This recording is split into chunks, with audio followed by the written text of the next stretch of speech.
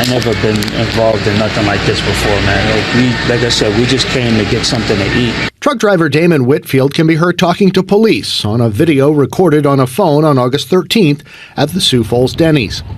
Today, Whitfield and his driving partner, Hector Madera, spoke with reporters via Zoom. The two men from Philadelphia say a waitress at the restaurant ignored them and served other customers who came in after them.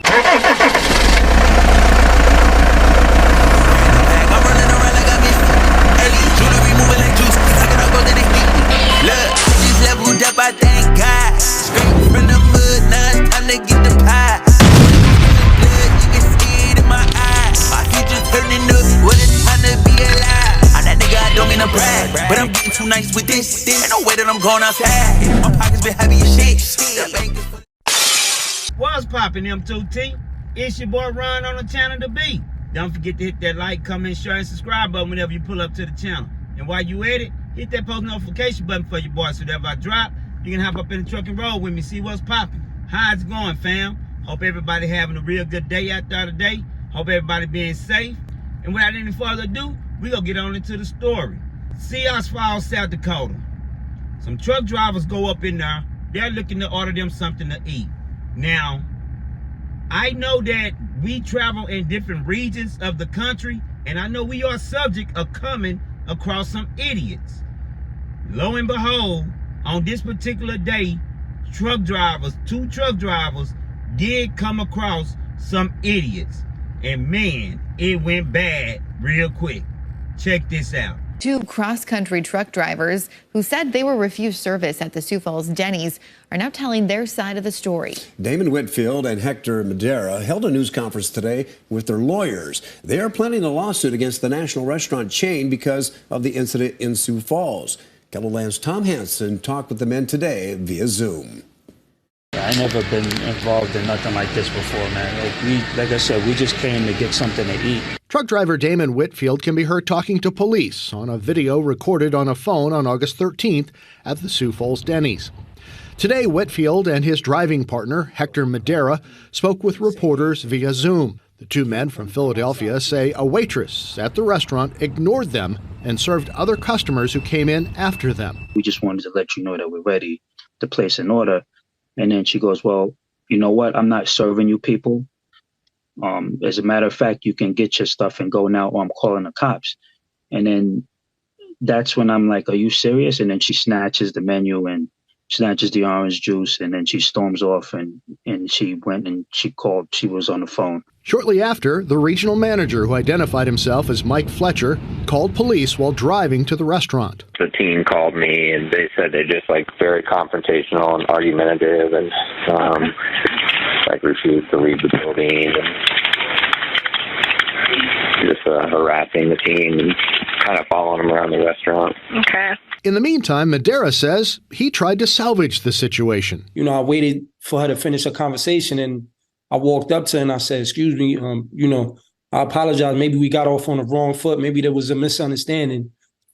And immediately she just went from, no, there's no misunderstanding. I want you people out of here.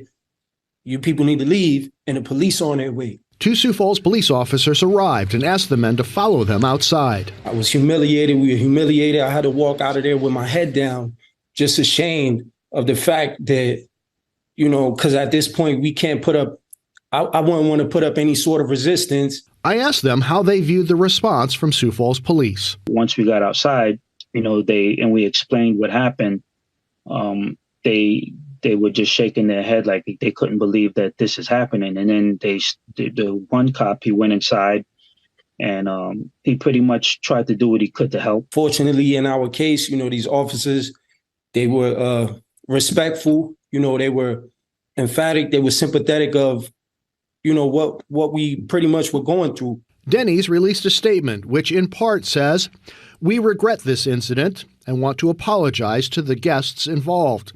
Clearly, we fell short of our own standards that day and are committed to making it right. As a matter of practice, we do not comment on any specific legal matters pending or otherwise." Lawyers for the two men say Denny's response was lacking, and they plan to file a lawsuit because they don't want this to happen again. Off the muscle. Who is you people? Who the fuck is you people? See? That's why videos of Karens, right, is running rampant throughout the internet, and they get knocked upside their damn heads. Who is you people? I got to know that off the top. Get in the comments and let me know who is you people. I'm not serving you people. Who is you people? Did she have to be rude to them like that? No. Why would she even be rude to them like that? Let's think about it. We in America. Am I naive that racism still doesn't exist in America? No, I'm not naive to that. I've been trucking 10 years, and I can tell you, I've been through both of the Dakotas, the Carolinas. I've been from the west to the east, from the south to the north, mid-east, midwest. I've never experienced any racism or anything that has challenged me as a black man. I've never experienced that. When she made the comment, you people need to get out of here, or I'm not serving you people, whatever she said that was similar to that, it already gave, you know, racist flags. Now, Dennys did make it right by putting out a comment saying that, you know, they apologized, you know, and they fired the employee, you know, and they making things right by sending the employees through a certain type of training when it come to dealing with people. That's all good. However, I will forever look at that particular Dennys, that pilot, as suspect. Now, don't mean that she's making it bad for everybody, but it definitely means that that type of person, them type of people is in that region. They everywhere. We not go discriminate. They everywhere. But we know for sure they right there in that Seas Falls area. Now, was it because they was two young black men? And it seemed like they kept it respectful. You know, they even went back to try to make things right. And this is the thing. Truckers go through that, you know, but everybody throughout the country goes through it, right? This ain't nothing brand new. So, though we all have different political views, we have different spiritual views, we have different views in a whole lot of different areas of our life, we all still God's children, right? We all bleed the same blood. We all bleed blood. So what will make you hate me because I'm a black man, or what will make me hate you because you're a white man, or brown, or Oriental? You know, or why the hate? Because of the culture and the race. So I commend these two truckers. They called the police. They did the right thing. And not only that, they got their lawyers and they following suit. Clearly discrimination. I've never experienced anything like that. Like I was saying, I don't know if you guys have or not. So I want you guys to get in the comment and let me know if you've been traveling throughout the country and you came across some towns, you know, where they was looking at you upside your head because of your race, you know, or your culture, and they didn't want to serve you. Or they didn't want you in a place of business. And I'm telling you, I've been through a lot of places. I've never been through that. But I do know that it still exists, clearly.